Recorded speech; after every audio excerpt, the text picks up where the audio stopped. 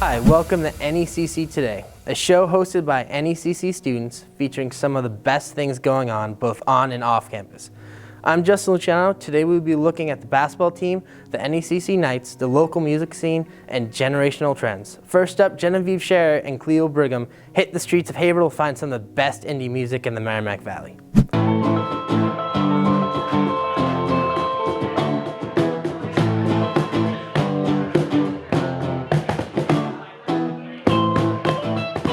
I'm always looking to discover new music and go to live shows. But as a college student, I don't always have the time or the money. That's why I've decided to support local artists and check out Haverhill's music scene. I'm here at HC Media, Haverhill's community nonprofit TV station, to talk to their production assistant, Shannon Keating, about HC Media's radio station. HC Media Radio is an online radio station that caters to independent artists. HC Media started HC Media Radio about a year ago. We started with about 20 local bands from the Merrimack Valley area. Now we're housing music from 185 bands from all over the country and the world. Another person who's worked closely with HC Media is Andrew Ryan of Heaventown Haverhill. We got a chance to talk to him about his contribution to Haverhill's local music scene. Heaventown is a local DIY music community that was created to build a community for musicians and artists around Haverhill. It's just a place for everybody to come out and be part of a community. I also talked to Greg Alexandropoulos, lead singer of Western Education, about what it's like to be an independent artist. Western Education was formed by me. It's actually the first band I've ever been in. I've never been in one before. I guess my goal was kind of to do it once and just do it right. So what I did was I put up a flyer in the UMass Lowell building, and it said, you know, singer, keyboard player looking for anything.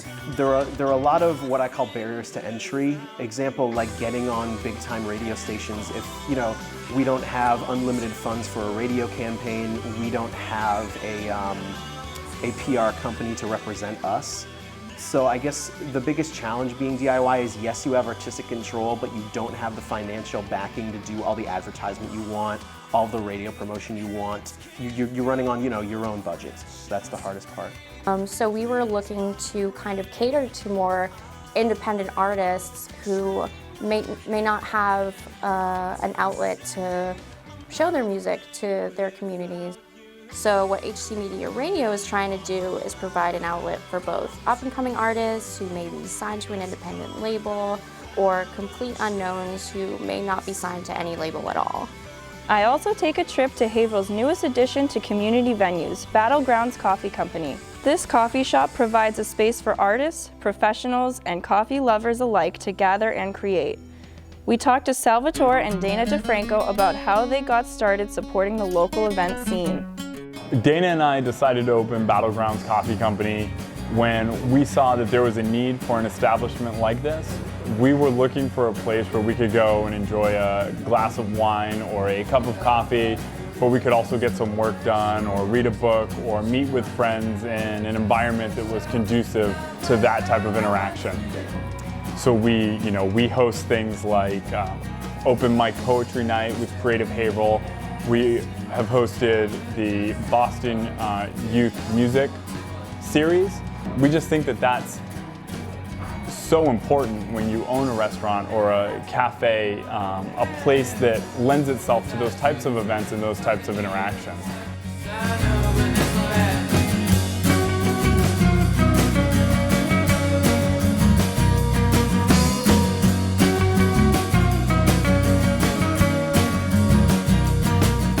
We have an open stage policy. If you're a musician or you're an actor or you're a performer, an artist, and you want to come and showcase that talent at Battlegrounds, you are more than welcome to come talk to Dana or myself, and we can talk about setting something up, setting an event up for you, the artist. I think anytime you host any sort of event, you're at its foundation, it's a community event, right?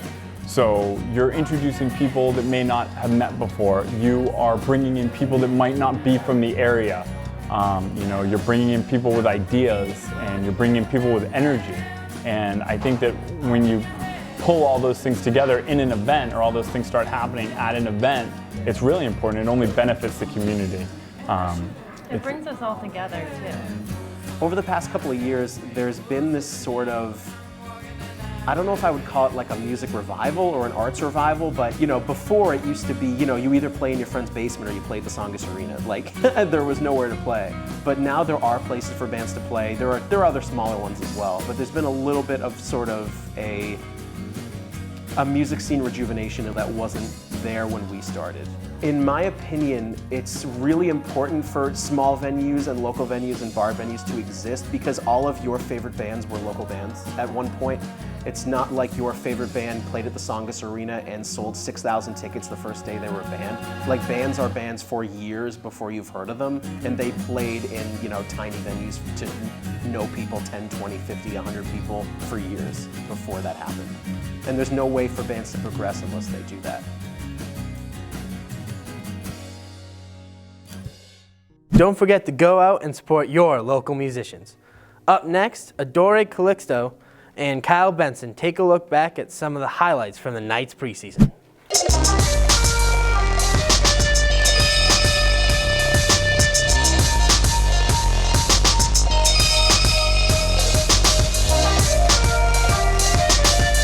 It's finally November, and you know what that means. A brand new Northern Essex basketball season. The Knights had a fairly successful season last year, finishing in 3rd place in the region. But this year brings a brand new team with only one returning player from last season. It will also be head coach Joe Tardif's first full season at the helm. How did it feel taking over? It wasn't an issue. Darren and I have been together for 15, 16 years. I just continued running what he was running. I was fortunate enough to get my son as assistant coach who knew the system. He played here before also. That was my next question. How does it feel working with your son? It's probably one of the main reasons I'm here. It's just enjoyable to be able to work with your son. He played for me for 2 years here. He knows the system.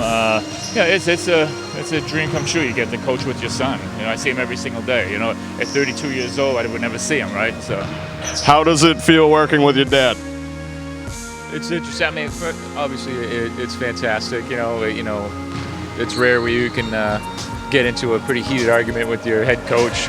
But that we've had that same argument, 15 years ago when I was playing, back in the day. So it's a lot of fun, and I consider myself very lucky to be able to coach with him. The upcoming season will be about building team chemistry. Once they build a familiarity with each other, then the winning will come. Basketball is my sport because, ever since I was a kid, I was always a little bit bigger than everybody. And my dad put a ball in my hands when I was like 3 years old. So ever since then, basketball has just been my life. So that's pretty much it. What brought you to NECC? Well, actually, when Coach Stratton was here, he kind of recruited me coming out of high school. But I chose to go to a 4-year college instead. But that didn't really work out as planned. So I contacted Coach Tardif because he took over as coach, and just decided to come here because, they win games, they play hard, and I like their style of play a lot. Just to win a national championship, I feel like we have a lot of good guys on this team that can score 20 points a game. Anyone's capable of scoring a lot of points. If everyone stays healthy and eligible, I feel like we can make a deep run into the playoffs. All right, and finally, what are your expectations for this season? I expect to win. I expect to get in the playoffs. I expect to go to championships and win. The season starts at the NHTI Tip-Off Tournament on November 4th, and their first home game will be on November 10th against Mass Bay Community College.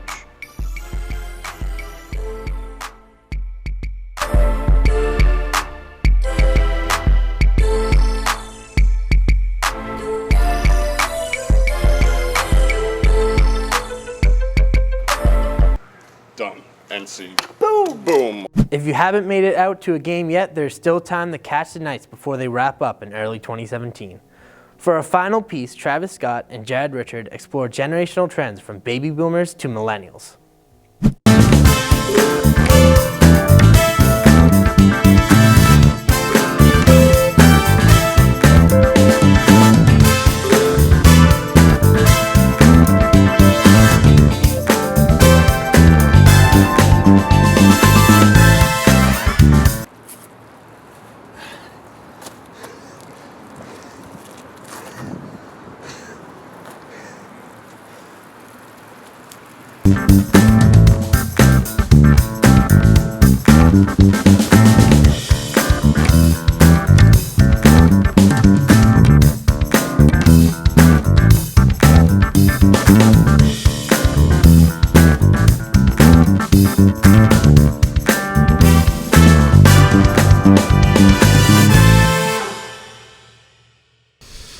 Time just flies by way too quickly.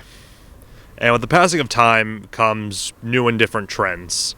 What may be cool today may not necessarily be cool in a year, a month, or maybe even next week. So here I am in downtown Haverhill to find out what's trending yesterday and what's trending today. Let's go find out.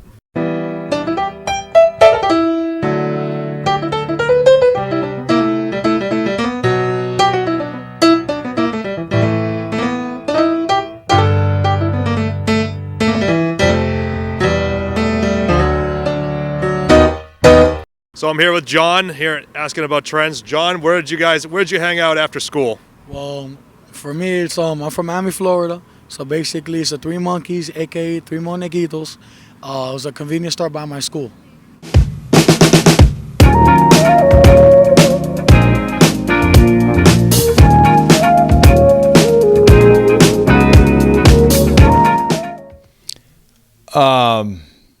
Bars. There you go. Locked out jailbird, sing that rock. Everybody let it rock. Everybody in the whole second block was dancing to the jailhouse rock. School is over. Well, you got to remember now, to begin with, the high school is what is now the city hall, where we would go, and again, we would walk down.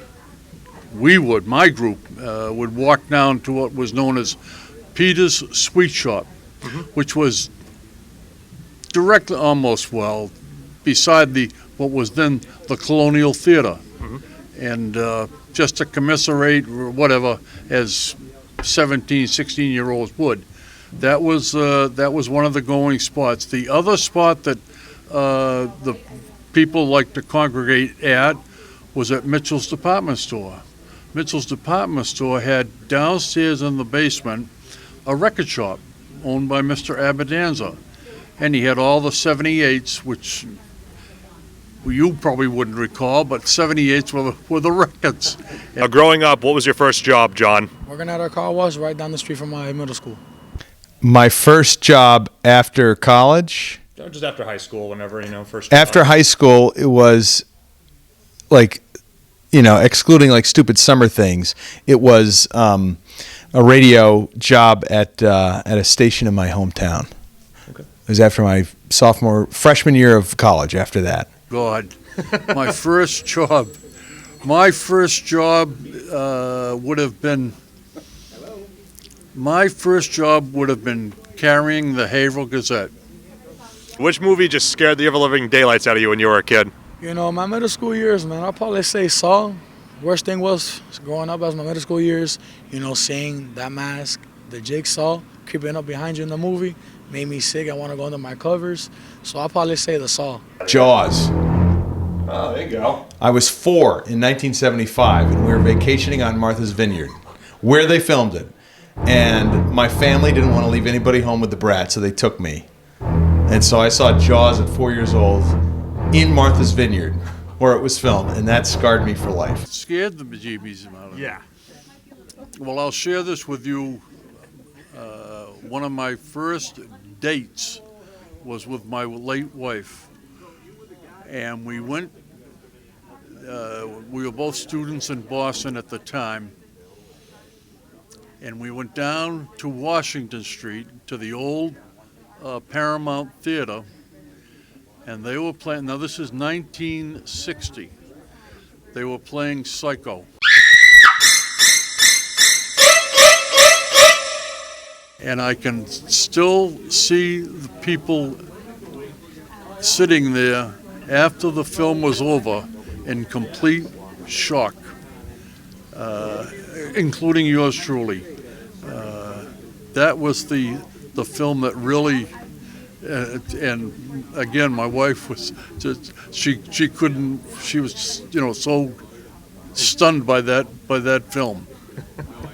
Now, growing up, who was your favorite? Who was like the most popular, maybe even your favorite actor? Well, basically, growing up all through middle school and high school, I would say Fast and Furious, the actors Van Diesel and Paul Walker, very popular in my time. Do you enjoy those movies? Hell yeah, man. Watching cars and motors, that's my life. Thomas Edison. I'm very old. Growing up, probably when I was very little, Elvis, and then Michael Jackson. I would say that the biggest celebrity of our time, which would have been, again, the early 50s, James Dean. Sport-wise, the early 50s, I would say, was obviously Ted Williams. There you go. Many happy memories. Now, growing up, what was your favorite TV show? Degrassi, seeing Jake in a wheelchair was kind of funny. There was a few.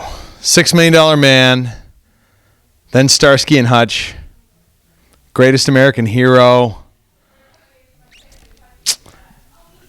and Love Boat Fantasy Island. Yeah. Or just in general, maybe like. No, because again, it would be something that would, again, when you ask a question like that, the memory surfaces right away. The memory on that instance would be my father, who enjoyed so much Gunsmoke. Oh, yeah? That was, we sit there and watch it together. Gunsmoke. That was the longest running show on television in history. Ran over 20 years.